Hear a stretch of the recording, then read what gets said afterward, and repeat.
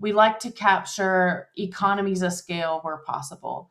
And the grand idea of economies of scale is as we get bigger, we're able to spread out more of our fixed cost, and that brings the unit cost down, makes it cheaper.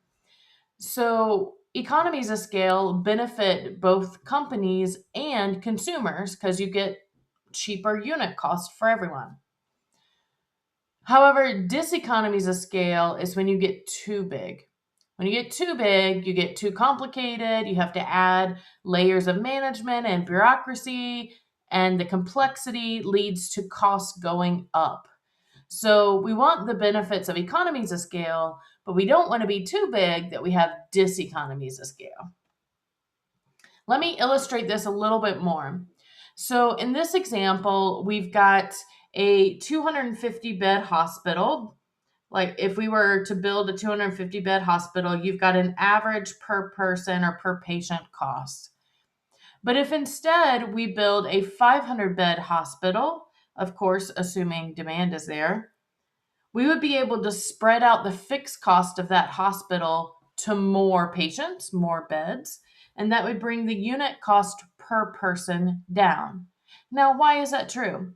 Well, when you go from building a 250 bed hospital to a 500 bed hospital, you do increase your cost of building it, of course, because it's a bigger facility, but it's not double.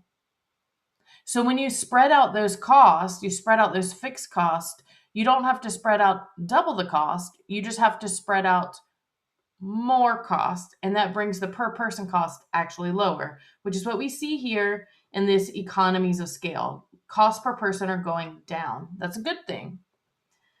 Diseconomies of scale is when we go the other way. So let's say we instead build a 750 bed hospital, and because it has now reached this bigger type of hospital, we're adding more departments, we're adding more layers of management, we're adding more technologies, we're adding more physician specialties, and the costs are now going up per person.